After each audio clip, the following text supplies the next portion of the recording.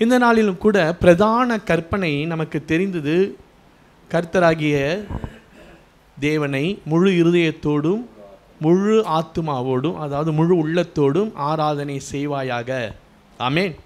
அநேக இடங்களிலே இந்த வார்த்தைகள் உங்களுக்கு தெரியும். இது வந்து தேவன் கொடுத்த பிரதான கட்டளை. தேவனை ஆராதனை செய்ய வேண்டும். அந்த ஆராதனை எப்படிப்பட்டதாக இருக்க வேண்டும்? முழு இருதயத்தோடு முழு உள்ளத்தோடு ஆவியோடு உண்மையோடு கர்த்தரை தொழுது கொள்ள வேண்டும். முழு இருதயத்தோடு இன்னைக்கு தேவனை தொழுது கொண்டோமா? இன்னைக்கு அநேகர் கர்த்தரை ஆராதிக்கிறார்கள். கர்த்தரை ஆராதிக்கிறவர்கள் யாவரும் தேவனை முழு இருதயத்தோடு, ஆண்டவர் சொன்ன ஒரு உறுப்பாக இருந்தாலும் நம்ம அதை யோசிக்கணும். அதை நம்ம அந்த இடங்களிலே தேவனுடைய வார்த்தையை ஆராய்ந்து அறிந்து அதை நாம் என்ன பண்ண வேண்டும்? செயல்பட வேண்டும். அப்போ தேவன் சொல்கிறார், முழு இருதயத்தோடு என்னை ஆராதனை செய்வாயாக. ஆமென். இன்றைக்கும் நம்ம முழு இருதயத்தோடு ஆராதனை, இதுவரைக்கும் எத்தனையோ ஆராதனைகள், வல்லமையுள்ள ஆராதனைகள், பெரிய பெரிய ஊழியக்காரர்களோடு இணைந்து ஆராதனை, அபிஷேகமுள்ள ஆராதனை, அக்கினியான ஆராதனை எல்லாம் செய்திருக்கிறோம். ஆனால் தேவனுடைய வார்த்தையின்படி முழு இருதயத்தோடு ஆராதனை செய்திருக்கிறோமா? தேவன் பேசுகிற வார்த்தை இன்றைக்கி அநேகர் அது கடினமான ஒன்றாக ஏற்று அவர்கள் அநேகர் என்ன பண்ணுறாங்க? அதை ஏற்றுக்கொள்ளாமல், அதை கை கொள்ள மனதில்லாமல் போய்விடுகிறார்கள். ஆனால் தேவன் இந்த இடத்திலும் உங்களை என்னை தெரிந்து கொண்டதின் நோக்கம், இன்னுமாய் தேவனுடைய வார்த்தைகள் எல்லாம் ஒரு எழுத்து விடாமல் கை கொள்ளும்படியாக தேவன் நம்மை தெரிந்து கொண்டிருக்கிறார். ஆமென் சொல்லுங்க. அல்லேலூயா. நான் விசுவசிக்கிறேன். தேவன் நமக்கு ஆலோசனை கர்த்தர் என்று சொன்னால் வெறும் ஆசீர்வாதத்திற்கு மாத்திரம் கற்றுக் கொடுக்கிற ஆலோசனை கர்த்தர் அல்ல. தேவனுடைய அனாதி தீர்மானம், அவர் நம்மை முன்குறித்தது, அவர் தெரிந்து கொண்டது, நம்மை எப்படியெல்லாம் அவர் நீதியின் அவருடைய பாதையில் நடத்த வேண்டும் என்பதெல்லாம் தான் நாம் அறியாமல் இருக்கும்போது, குழந்தையாக இருந்தாலும் கூட தேவன் கற்றுக் கொடுக்க வல்லவராயிருக்கிறார். இந்த நாளிலும் கூட முழு இருதயத்தோடு கர்த்தரை ஆராதிப்பது எப்படி? அல்லேலூயா. தப்பாக நினைக்காதீங்க. அப்போ இதுவரைக்கும் நீங்கள் ஆராதித்ததெல்லாம் நான் சொல்லலை. நீங்கள் எப்படி ஆராதிச்சிங்க, இனிமேல் எப்படி ஆராதிக்கணும், இனிமேல் எப்படி ஆராதிக்கணுன்றது இந்த வார்த்தை, இந்த தேவ செய்தியை கொண்டு நீங்கள் பார்க்க போகிறீர்கள். நீங்கள் மாத்திரமல்ல, நானும் தான். தேவன் முழு இருதயத்தோடு நீ என்னை ஆராதிக்கிறாயா என்று கேட்பாரே. ஆனால் நாம் இதுவரை உற்சாகத்தோடு ஆவியோடு உண்மையோடு தான் ஆராதித்தோம். ஆனால் தேவனுடைய வார்த்தையை நாம் ஆராய்ந்து பார்க்கும்போது நான் மிகவும் அதிர்ந்து போனேன். எப்பொழுதுமே எனக்கு அதிர்ச்சி தான் உண்டாகும். தேவனுடைய வார்த்தை என்னை எப்பொழுதுமே அதிர செய்ய வைக்கிறது. நாங்கள் எல்லாம் எத்தனை ஆராதனை செய்திருக்கிறோம், ஆராதனை துதியை ஏறெடுத்திருக்கிறோம். ஆனால் தேவன் கேட்கிறார், நீ முழு இதயத்தோடு என்னை ஆராதனை செய்தாயா? அல்லேலூயா. எனவே நாம் ஏன் எப்பொழுது எப்படி நம்ம கர்த்தரை முழு இருதயத்தோடு ஆராதனை செய்வது என்பதை தான் இந்த தேவ செய்தியாக பார்க்க இருக்கிறோம். முதலாவதாக, நம்ம முழு இருதயத்தோடு ஆராதனையே செய்யலை அப்படின்னு சொல்லி ஒரு சில வேத வசனத்தை கொண்டு தேவன் என்னோடு இடைப்பட்டதை கொண்டு உங்களோடு பேசுகிறேன். நம்ம முழு இருதயத்தோடு ஆராதனை செய்யவில்லையாம். என்ன பிரதர்? நான் சொல்லலை, கர்த்தர் தன்னுடைய வசனத்தை அனுப்பி இவ்வாறாக பேசுகிறார், நீங்கள் என்னை முழு இருதயத்தோடு ஆராதனை செய்யவில்லை. எப்பொழுது என்று ஒரு சில காரியங்களை பார்க்க போகிறோம். இப்படிப்பட்ட காரியங்கள் எல்லாம் இருக்கும்போது நாம் என்ன தான் ஆடி பாடி மியூசிக் போட்டு எல்லாம் அப்படியே லைட்டெல்லாம் போட்டு ஆராதனை செய்தாலும் தேவன் அப்படிப்பட்ட ஆராதனை விரும்பவும் இல்லை, அது அவர் ஆராதனையாகவே ஏற்றுக்கொள்ளவில்லை. ஆமென். சரி, ஏன் நாம் முழு இதயத்தோடு முதலாவதாக கர்த்தரை ஆராதிக்க முடியவில்லை, இல்லை கர்த்தர் அதை அங்கீகரிக்கவில்லை என்று சொன்னால், முதலாவதாக எடுத்துக்கொள்ளுங்கள் மத்தேயு 5ஆம் அதிகாரம் 28ஆம் வசனம். மத்தேயு 5ஆம் அதிகாரம் 28ஆம் வசனம், நான் உங்களுக்கு சொல்கிறேன், ஒரு ஸ்திரீயை இச்சையோடு பார்க்கிற எவனும் தன் இருதயத்தில் அவளோட விபச்சாரம் செய்தாயிற்று. நல்லா கவனிங்க, தன்னுடைய சரீரத்தினால விபச்சாரம் செய்தது என்று சொல்லவில்லை, முழு இருதயத்தோடு ஆராதிக்கணும் இல்லையா? அங்கே நம்ம அசிங்கமான ஒரு இச்சையோடு கூட ஸ்திரீகளை நோக்கும்போது பார்க்கும்போது இருதயம் அங்கே என்ன ஆயிடுச்சு? விபச்சாரத்திற்கு உட்பட்டுவிட்டது. அந்த இருதயத்தோடு நம்ம இங்கே தேவனை வாயின் வார்த்தைகளினால தான் துதிக்கிற மொழியை முழு இருதயத்தோடு ஆராதிக்கவில்லை. கர்த்தர் இப்படி தான் பேசினார். ஆமென். நம்ம என்ன நினச்சிட்டு இருக்கோம்? நம்ம போய் விபச்சாரம்லாம் செய்யவில்லை. ஆமென். ஆனால் ஒரு ஸ்திரீயை இச்சையோடு நோக்கும்போது நீ உன்னுடைய சரீரத்தில் அல்ல, உன் இருதயத்திலே நீ விபச்சாரம் செய்தாயிற்று. அப்படிப்பட்ட விபச்சாரத்தோடு நீ நிற்கும்போது, அப்படிப்பட்ட இன்னுமாய் அதே பாவங்கள் உன்னை தொடரும்போது, இன்னுமாய் அதே அந்த இச்சைக்கிற கண்கள் இருக்கும்போது நீ என்னை தொழுது கொண்டால் முழு இருதயத்தோடு நீ என்னை ஆராதிக்கவில்லை. ஆமென். கர்த்தர் கற்றுக் கொடுக்கிறார். அவர் விரும்புகிறார், என் மகனே, என் மகளே, இனி உன்னுடைய இப்படிப்பட்ட பாவங்கள் உன்னிடத்தில் இருக்கும்போது நீ என்ன ஆராதனை செய்தாலும் உன்னுடைய இருதயம் விபச்சார மயக்கத்தினால் இருக்கிறது. அதான் உள்ளமோ உன்னுடைய வாயோ அறிக்கை செய்கிறது, உன் இருதயத்தோடு நீ ஆராதிக்கவில்லை. ஆமென். அடுத்து பாருங்க, பழைய ஏற்பாட்டு காலத்திலெல்லாம் விருத்த சேதனம், புதிய ஏற்பாட்டு காலத்தில் ஞானஸ்தானம், இது இருந்தால் போதும், கர்த்தரை நாம் ஆராதிக்கலாம் முழு உள்ளத்தோடு முழு இருதயத்தோடு என்றெல்லாம் இருக்கிறோம். ஆனால் தேவன் சொல்கிறார், நீங்கள் இருதயத்தை விருத்த சேதனம் செய்ய வேண்டும். அல்லேலூயா. இருதயத்தை விருத்த சேதனம் செய்யாமல் இருக்கும்போது வித்தியாசமாக தான் இருக்கும். வேத வசனம் தான் சொல்லுது, தேவன் அப்படியாக தான் பேசுகிறார். இருதயத்தை விருத்த சேதனம் செய்யாமல் நீ மாம்சத்திலே சரீரத்திலே விருத்த சேதனம் செய்தாலும் சரி, புதிய உடன்பாடுக்கு அடையாளமாக ஞானஸ்தானம் பெற்றாலும் சரி, நீ முழு இருதயத்தோடு என்னை ஆராதிக்கவில்லை என்று கர்த்தராகிய இயேசு கிறிஸ்து கூறுகிறார். ஆமென். மத்தேயு 15ஆம் அதிகாரம் 18ஆம் வசனம் 19ஆம் வசனம், வாயிலிருந்து புறப்படுகிறவைகள் இருதயத்திலிருந்து புறப்பட்டு வரும், அவைகளே மனுஷனை தீட்டுப்படுத்தும். எப்படியெனில் இருதயத்திலிருந்து பொல்லாத சிந்தனைகள், கொலை பாதகங்கள், விபச்சாரங்கள், ஏற்கனவே பார்த்தோம், வேசித்தனங்கள், களவுகள், பொய் சாட்சிகள், தூஷணங்கள் புறப்பட்டு வரும்.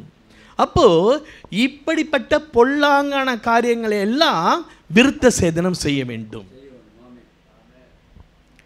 வெறும் நுனி தோலை மாத்திரம் விருத்த சேதனம் செய்வதோ, மூழ்கி ஞானஸ்தானம் எடுப்பதோ, நீ கர்த்தரை ஆராதனை செய்யும் போது கர்த்தர் அந்த துதிகளிலே வாசமாய் இருப்பார் என்று எண்ணம் கொள்ள வேண்டாம் என்று இன்னைக்கும் தேவன் நம்ம இப்படி வாஞ்சியாக இருப்பது நிமித்தம் தேவன் நமக்கு கற்றுக் கொடுக்கிறார். உன் பாவங்களை எல்லாம் கழுவி விட்டேன், இனியும் இப்படிப்பட்ட பாவம் செய்யாதே, இனியும் விருத்த சேதனம் இல்லாதவனாய் வராதே. பின்னாடி வசனங்கள்லாம் பார்க்க போகிறோம். ஒன்றும் இதற்கு ஒத்த வசனங்களை எல்லாம் நாம் பார்க்க போகிறோம். அப்போ என்னுடைய சுவாபம், நான் ஒரு கொலைகாரனாயிருக்கிறேன், கொலை பாதகனாயிருக்கிறேன், என்னுடைய வாயிலிருந்து எப்பொழுதும் பொய்யான வார்த்தைகள், என்னுடைய இருதயத்திலிருந்தும் என்னுடைய சரீரத்திலிருந்தும் வேசித்தனங்கள், விபச்சாரங்கள், களவுகள், இப்படிப்பட்ட காரியங்களோடு கூட நான் வந்து என்னத்தை தான் கண்ணீரை வடித்து ஆராதனை செஞ்சாலும் அது தேவனுக்கு முழு உள்ளத்தோடு நான் ஆராதனை செய்யவில்லை என்று நான் சொல்லவில்லை, தேவன் சொல்லுகிறார். அல்லேலூயா. கர்த்தருக்கு மகிமை உண்டாதாக. அது இதனுடைய ஆதாரபூர்வமாக இப்படி நாம் செய்யும்போது தேவனுக்கு விரோதமாக செய்கிறோம். பாருங்க, நம்மளுக்கு தெரிந்த காரியம் தான். அப்போஸ்தலர் பணி 5ஆம் அதிகாரம் 3-4 வசனத்தை வாசிப்போம். அப்போஸ்தலர் பணி 5ஆம் அதிகாரம் 3-4 வசனம். பேதுரு அவனை நோக்கி, அனனியாவே, ஒரு பங்கை வஞ்சித்து வைத்து பரிசுத்த ஆவியினிடத்தில் பொய் சொல்லும்படி சாத்தான் உன் இருதயத்தை நிரப்பினது என்ன? அப்ப இருதயம், நீ பொய் சொல்லும்போது வாயின் வார்த்தைகள் இருதயத்திலிருந்து புறப்பட்டு வருகிறது. அப்போ நம்ம என்ன நினச்சிக்கிறோம், ஏதோ நம்ம சமாளிக்கிறதுக்காக நம்ம சொல்கிறோம், உன்னுடைய இருதயம் கலக்கம் அழுகிறது. இன்னைக்கு இருதயம்தான். நீ பரிசுத்த ஆவியினிடத்தில் பொய் சொல்லும்படி சாத்தான் உன் இருதயத்தை நிரப்பினது என்ன? சிலருடைய வாழ்க்கையில் சூழ்நிலைக்கு சில வேலைகளில் சொல்லணும்னு சொல்கிறாங்க. சிலர் பொய்யான வாழ்க்கையாக வாழும்போது கர்த்தர் எத்தனை வார்த்தைகளை கொடுத்தும் அவர்கள் இருதயத்திலே உணராதவர்களாக இருக்கும்போது, அதை தொடர்ந்து செய்யும்போது, அவருடைய இருதயம் பொய்யினால் நிறைந்திருக்கும்போது, அங்கே அது எப்படி இருக்குது? முழு இருதயத்தோடு அவர்கள் ஆராதிக்கவில்லை. ஆமே. சாத்தான் உன் இருதயத்தை நிரப்பினது என்ன? அதை விற்கும் முன்னே அது உன்னுடையதாக இருக்கவில்லையா? அதை விற்ற பின்பும் அதன் கிரயம் உன் வசத்தில் இருக்கவில்லையா? நீ உன் இருதயத்தில் இப்படிப்பட்ட எண்ணம் கொண்டது என்ன? நீ மனுஷரிடத்தில் அல்ல, தேவனிடத்தில் போய் சொன்னாய். பேதுரு இடத்துல தானே அவன் சொன்னான். ஆனால் இங்கே என்ன சொல்கிறார் பேதுரு? நீ மனுஷரிடத்தில், தேவனிடத்தில் போய் சொன்னாய். அப்போ தேவனுடைய ஆவி ஒருவருக்குள் வாசமாக இருக்கும்போது அவன் அந்த தேவனுடைய ஸ்தானத்திலே இருக்கிறான். அல்லேலூயா. அப்போ இங்கே பாருங்கள், அப்போஸ்தலர் பணி அதே 5ஆம் அதிகாரத்தில் தான் இப்போ வாசித்தோம். அந்த கடைசியாக பாருங்கள், 51ஆம் வசனத்தை பாருங்கள். 5ஆம் அதிகாரம் 51ஆம் வசனம், வணங்கா கழுத்துள்ளவர்களே, இருதயத்திலும் செவிகளிலும் விருத்த சேதனம் பெறாதவர்களே. அங்கே பேதுரு தான் சொல்கிறார். அப்போது விருத்த சேதனம் இருதயத்தில் மிக முக்கியம். இந்த இருதயத்தில் இப்படிப்பட்ட ஏதாவது காரியம் இருந்துச்சுன்னு சொன்னால், நம்ம எண்ணத்தை தேவனை ஆராதித்தாலும் அது முழு இருதயத்தோடு. இன்னைக்கு எழுதுங்க உங்கள் இருதயத்தில், கர்த்தரை தேவன், அதான் அவர்கள் தேவனை அறிந்தும் தேவன் செய்த மகிமையெல்லாம் உணர்ந்தும் தேவனை மகிமைப்படுத்தாமல், இந்த மனிதன் அந்த மனிதன், இந்த தெய்வம் அந்த தெய்வம், அவன்தான் எனக்கு, இவர்கள் தான் எனக்கு, அப்படி என்று சொல்லி மற்றவர்களை மகிமைப்படுத்தும் போதும் அந்த இருதயம் இருள் அடைகிறது. அப்போ இருதயம் இருளாக இருந்துச்சுன்னா எப்படிங்க முழு இருதயத்தோடு கர்த்தரை தொழுது கொள்ள முடியும்? ஆனால் இன்றைக்கி என்ன, சபையில் அப்படி தான் எல்லாம் வராங்க. ஏன்னு எனக்கு உண்மையிலுமே ஆண்டவர் கொடுக்குற வார்த்தையெல்லாம் ஒவ்வொரு நாளும் நான் மிகுந்த சந்தோஷப்படுவேன். அப்பா, இந்த நாளிலேயாவது எனக்கு நீர் கற்றுக் கொடுத்து கண்டித்து உணர்த்தி நானும் இந்த சபையார் யாவரும் நித்திய ஜீவனை அடையும்படி எங்களை நீர் தெரிந்து கொண்டு இவ்வாறாக கற்றுக் கொடுக்கிறீரே, உமக்கு ஸ்தோத்திரம். எத்தனை பேர் சந்தோஷப்படுறீங்க? இப்படியாக கர்த்தர் வெளிப்படுத்த வேண்டுங்க. இதுதாங்க சத்தியம். இந்த பூமியில் கிடைக்கிற ஆசீர்வாதம் கர்த்தர் கொடுப்பார். இன்னைக்கு இந்த சத்தியத்தின்படி நாம் செயல்படும்போது எத்தனை ஆசீர்வாதங்களை சுதந்திரித்துக் கொள்ளப் போகிறோம். ஆனால் அடிப்படையான இன்னைக்கு நம்மை அறியாமல் செய்து கொண்டு வருகிற அந்த ஆராதனை புத்தி இல்லாத ஆராதனை, புத்தியுள்ள ஆராதனை அல்ல. இன்னைக்கு அநேக இடங்களில் அப்படிதான். ஞாயிற்றுக்கிழமை கண்டிப்பாக ஆண்டவருடைய ஆலயத்துக்கு போகணும். பரிசுத்த ஓய்வு நாளை கர்த்தருடைய கற்பனைகளை சொல்லியிருக்குது. அனுசரிக்க கடாவாமல் இருப்பாயாக, கண்டிப்பாக அனுசரித்தே ஆக வேண்டும். உடனே போ, ஆலயத்துக்கு போ, போதும், எப்படி வேணாலும் போயிட்டு வா, அங்கே போய் கண்ணீர் வடிச்சினா போதும், உன் பாவங்களை கர்த்தர் மன்னிப்பார். இதே செய் தொடர்ந்து. நீ வரதும் வேஸ்ட்டு தான். ஆலயத்தில் கர்த்தரை நான் சொல்லலை, வேத வசனத்தின்படி இப்போ நம்ம பார்த்து கொண்டு வருகிற வசனத்தின்படி நாம் இப்படியாக கர்த்தரை தொழுது கொண்டே இருப்போமே ஆனால் முற்றிலும் பாருங்க, 23ஆம் வசனம், அழிவில்லாத தேவனுடைய மகிமையை அழிவுள்ள மனுஷர்கள், பறவைகள், மிருகங்கள், ஊரும் பிராணிகள் ஆகிய இவைகளுக்கு ரூபங்களாக, இவைகளுடைய ரூபங்களுக்கு ஒப்பாக மாற்றினார்கள். யார்? அநேக அறிந்தவர்கள். அங்கே எடுத்தவனே வசனம் சொல்லிட்டு அவர்கள் தேவனை அறிந்தும் இப்படி செய்கிறவர்கள்.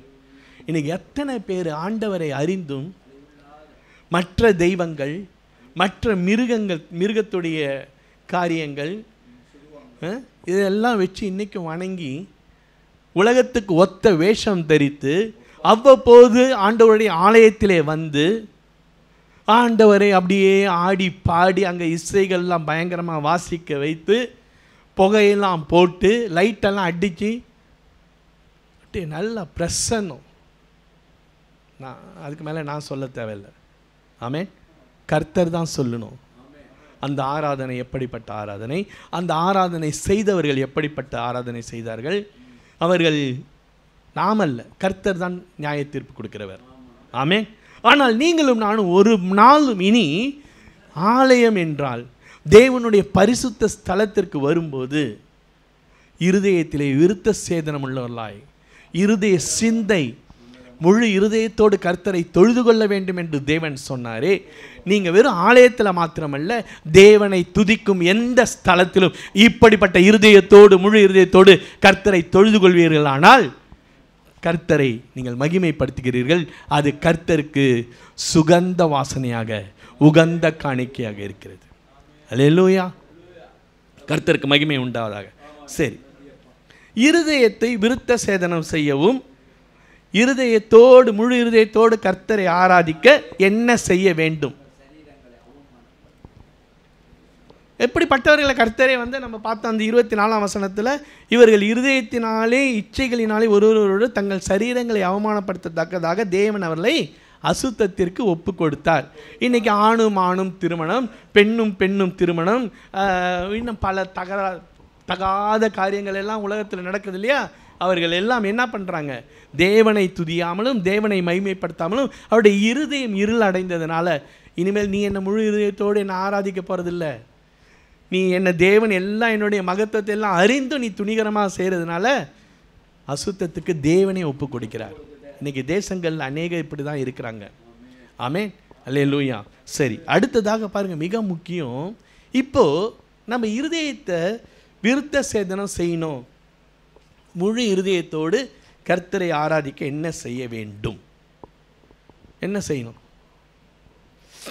சொல்லுங்களேன், உங்களுக்கு தெரிஞ்சதை சொல்லுங்கள். என்ன செய்ய வேண்டும்? இனி இப்படி தானே ஆராதிக்கணும். கர்த்தர் சொல்லிட்டார், உங்கள் இருதயங்களை விருத்த சேதனம் செய்து நீங்கள் முழு இருதயத்தோடு என்னை ஆராதனை செய்யுங்கள் அப்படின்னு கட்டளையாக சொல்லிட்டார். அப்படி இல்லாத பட்சத்தில் அது ஆராதனை அல்ல, தேவனை நாம் முழுமையாக முழு இருதயத்தோடு ஆராதிக்கவில்லை. அப்போ தேவன் கூறுகிறார், தேவன் தான் ஆலோசனை கொடுக்கிறார், நான் அல்ல, தேவன் இடைப்படுகிறார். எடுத்துக்கொள்வோம் எபிரேயர் 4ஆம் அதிகாரம் 12ஆம் வசனம். எபிரேயர் 4ஆம் அதிகாரம் 12ஆம் வசனம். நம்ம இருதயத்தை விருத்த சேதனம் செய்யணும்னா ஒரே வழி, தேவனை முழு இருதயத்தோடு ஆராதிக்கணும்னா ஒரே வழி எபிரேயர் 4:12 தான்.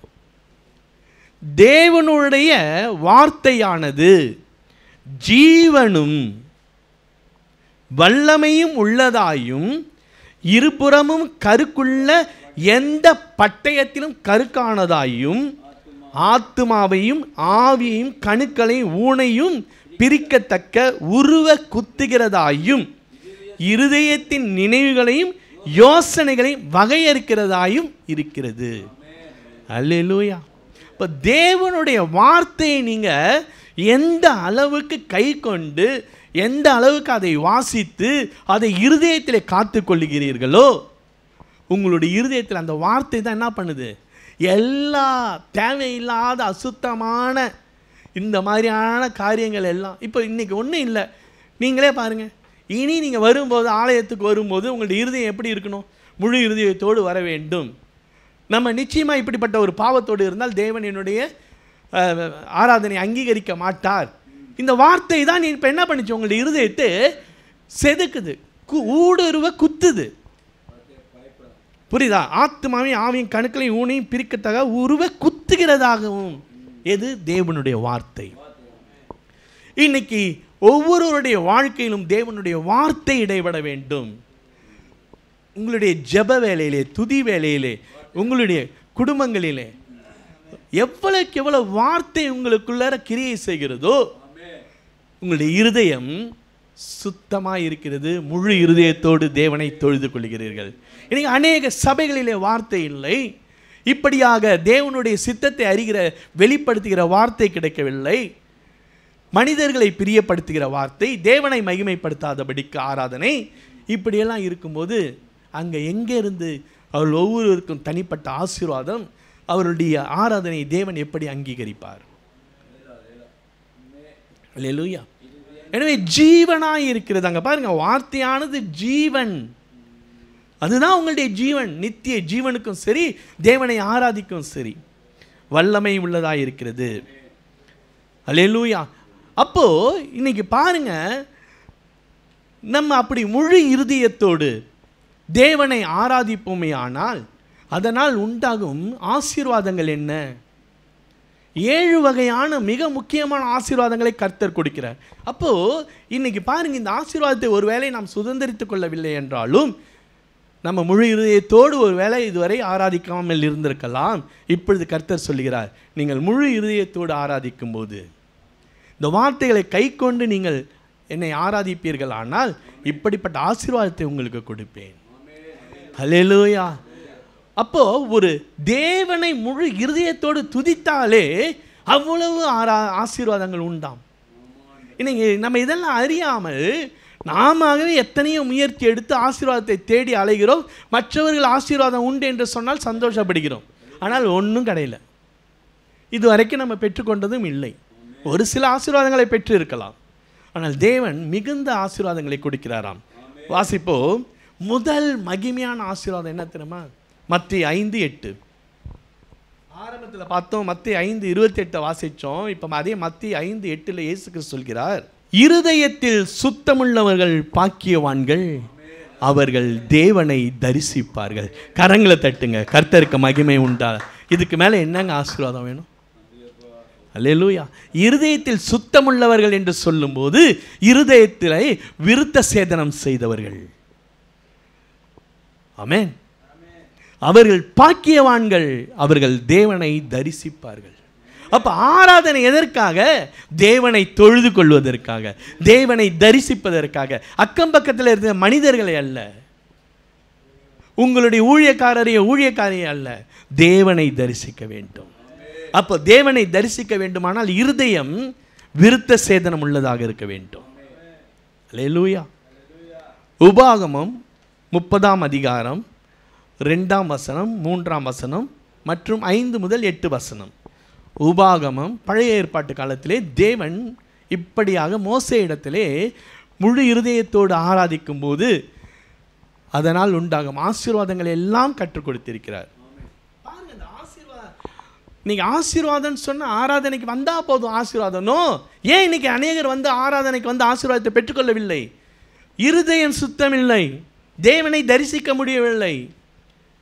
இருதயத்திலே பொல்லாத நினைவுகளோடு, சபைகளிலே பொறாமை, எரிச்சல், கோபம் எல்லாத்தோடையும் வந்து அநேகர் உண்டு. இன்னும் பெரிய பெரிய சபையில் அவன் அந்த ஊழியம் செய்கிறான், இவன் இந்த ஊழியம் செய்கிறான், அவர் தான் ஊழியம் செய்கிறார்.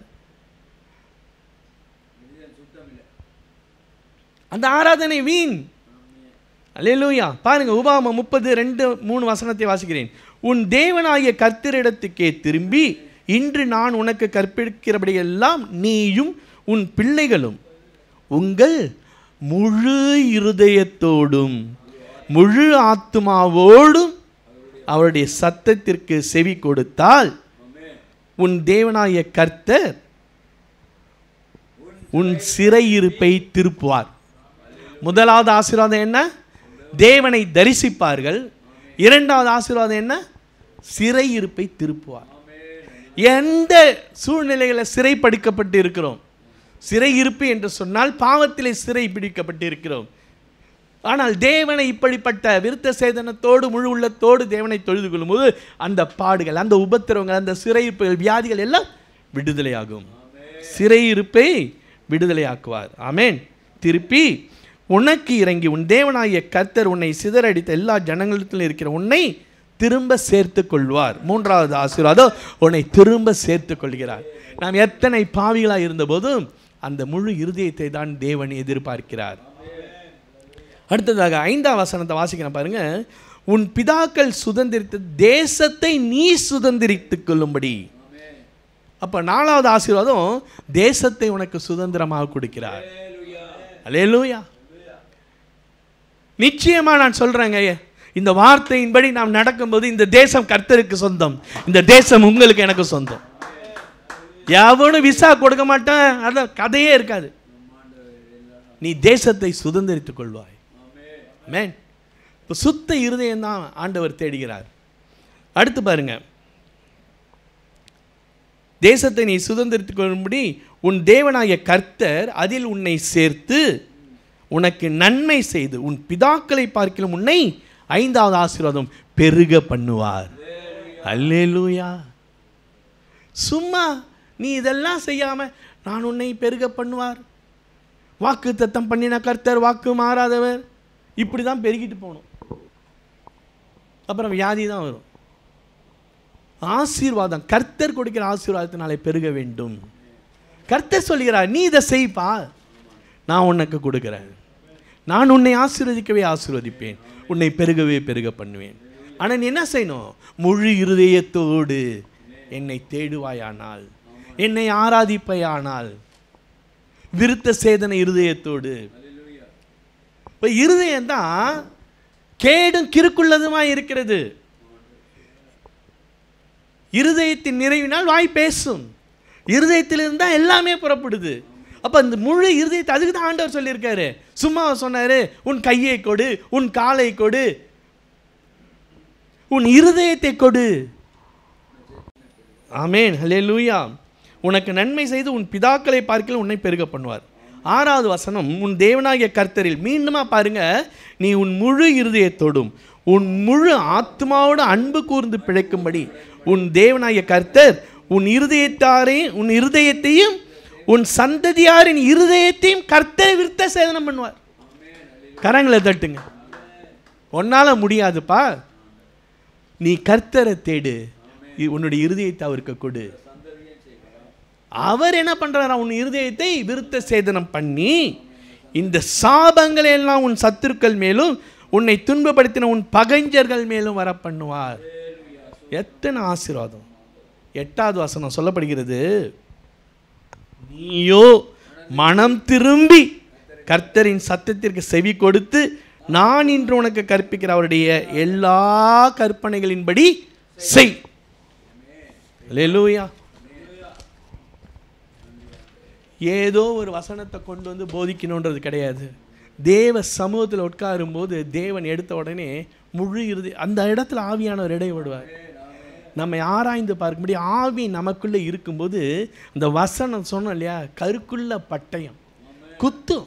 அதுதான் உண்மையுள்ள தேவனுடைய வார்த்தை. அப்படியாக நாம் சிந்தித்து இந்த வார்த்தையை விசுவசித்து நாம் அதன்படி செயல்படும் போது ஆசீர்வாதமானாலும் ஆசீர்வாதம் உண்டாகும், செய்யாத பட்சத்தில் சாபமானாலும் சாபம் உண்டாகும். ஆமென். சரி, நன்மைகளெல்லாம் பார்த்தோம், சந்தோஷம். ஆமென். இவ்வளவும் தெரிஞ்சும் இன்னமும் நம்ம இனி வரும் நாட்களிலும் கர்த்தரை இப்படி முழு இருதயத்தோடு ஆராதிக்கல அப்படின்னு சொன்னால் என்ன உண்டாகும்? கர்த்தர் என்ன செய்ய போகிறாராம்? இன்றைக்கி அநேக சபைகளிலே இதெல்லாம் செய்து விட்டார். அறியாமல் இருந்தாலும் அநேகருக்கு நிச்சயமாக ஆண்டவர் வெளிப்படுத்தியிருப்பார். ஒருவேளை அவர்கள் அந்த ஊழியக்காரர்கள் சொல்லாமல் இருக்கலாம், இல்லை ஊழியக்காரர்கள் சொல்லி விசுவாசிகள் கேட்காமல் இருக்கலாம். ஆனால் கர்த்தர் இப்பொழுது சொல்லுகிறார். என்ன சொல்கிறார்? எசேக்கியேல் 44ஆம் அதிகாரம் எடுத்துக்கொள்ளுங்க. எசேக்கியேல், நான் உண்மையாலுமே கர்த்தரை ரொம்ப ஸ்தோத்திரிக்கிறேங்க. நான் பாவியிலும் பிரதான பாவி தான். ஆனாலும் கர்த்தர் இந்த நாளிலும் பாடி ஆராய்த்தது போல் நம்ம மேலே அன்பு கூர்ந்தது நிமித்தம் அவர் நம்முடைய ஜீவனை அழிவுக்கு தப்புவிக்கிறார், வார்த்தையை அனுப்புகிறார். எசேக்கியேல் 44ஆம் அதிகாரம் 6ஆம் வசனம், 7ஆம் வசனம், 9ஆம் வசனம். இஸ்ரவேல் வம்சத்தாராகிய கலகக்காரரோடே சொல்ல வேண்டியது என்னவென்றால், கர்த்தராகிய ஆண்டவர் உரைக்கிறார், இஸ்ரவேல் வம்சத்தாரே, நீங்கள் செய்த சகல அருவருப்புகளும் போதும். கலகக்காரரோடே சொல்ல வேண்டியது என்னவென்றால், கர்த்தராகிய ஆண்டவர் உரைக்கிறார், இஸ்ரவேல் வம்சத்தாரே, நீங்கள் செய்த சகல அருவருப்புகளும் கர்த்தர் சொல்லுகிறார். இனியும் இப்படிப்பட்ட செய்தியெல்லாம் கேட்டும் நீங்களும் நானும் இருக்கின்ற வண்ணமே இருக்கக்கூடாது. ஆமேன் சொல்லுங்க. 7ஆம் வசனம், நீங்கள் எனக்கு செலுத்த வேண்டிய ஆகாரமாகிய நினத்தையும் இரத்தத்தையும் செலுத்துகையில், அதாவது துதி பலிகள், ஸ்தோத்திர பலிகள், ஆராதனையை செலுத்தும் போது என் ஆலயத்தை பரிசுத்த குலைச்சலாக்கும்படி விருத்த சேதனமில்லாத இருதயமும் விருத்த சேதனமில்லாத மாம்சமுள்ள அந்நிய புத்திரரை என் பரிசுத்த ஸ்தலத்துக்குள் இருக்கிறதற்காக அழைத்து கொண்டு வந்தீர்கள். நீங்கள் செய்த எல்லா அருவருப்புகளினாலும் அவர்கள் என் உடன்படிக்கை மீறினார்கள். 8ஆம் வசனம் பாருங்க. கர்த்தராகிய ஆண்டவர் சொல்கிறது என்னவென்றால், இஸ்ரவேல் புத்திரரின் நடுவில் இருக்கிற சகல அந்நிய புத்திரரிலும் விருத்த சேதனமில்லாத இருதயமும் விருத்த சேதனமில்லாத மாம்சமுள்ள அந்நிய புத்திரன் ஒருவனும் என் பரிசுத்த ஸ்தலத்துக்குள், சொல்லுங்களேன், கர்த்தரே இன்னைக்கு அநேக சபைகளில் உண்மையுள்ள பரிசுத்தமுள்ள ஊழியக்காரர்கள் இருக்கிற சபைகளில் அநேகர் இப்படிப்பட்ட ஆண்டவருடைய வார்த்தையை கேட்டு அவர்கள் வர முடியாமல் போனால் அவர்கள் அல்ல, கர்த்தரே அவர்களை அனுப்பிவிடுகிறார். ஆமென். இந்த வார்த்தை தான் சொல்லுது, நான் சொல்லவில்லை.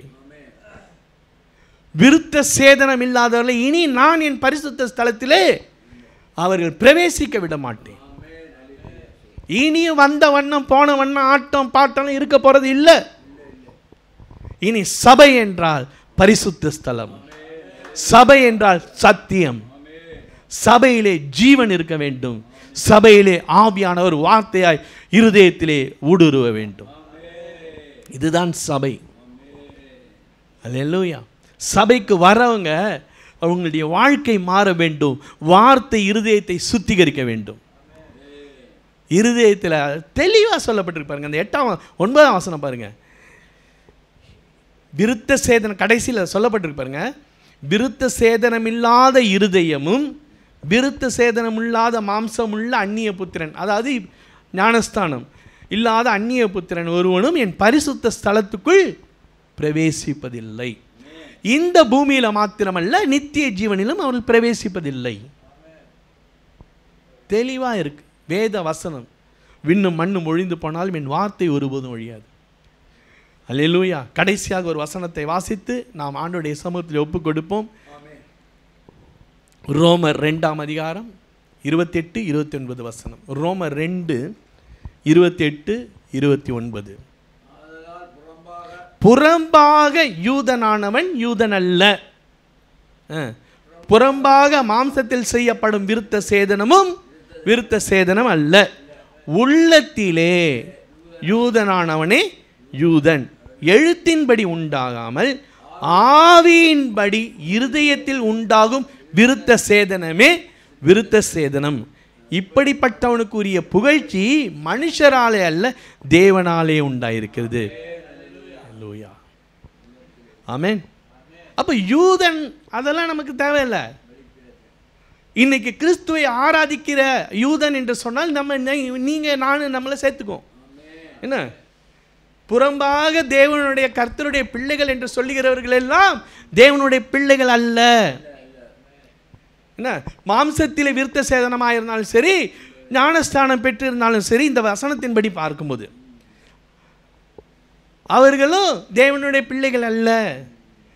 எழுத்தின்படி உண்டாகும், ஆவியின்படி இருதயத்தில் உண்டாகும் விருத்த சேதனம். அந்த இருதயத்திலிருந்து புறப்படுகிற எல்லா அசுத்தங்கள், இருதயத்தில் செய்கிற விபச்சாரங்கள், இந்த வேசித்தனங்கள், விக்கிரக ஆராதனைகள் எல்லாம் எடுத்து போடும்போது, இந்த வார்த்தை ஜீவனுள்ள அந்த கருக்குள்ள பட்டயம் வெட்டி தீர்க்கும் போது தான் நம்ம தான் யூதன், நம்ம தான் கர்த்தருடைய பிள்ளைகள். உங்களுக்கு எனக்கும் கிடைக்க போகிறது மனிதர்களால் அல்ல, தேவனாலே உண்டாயிருக்கிறது. அல்லேலூயா.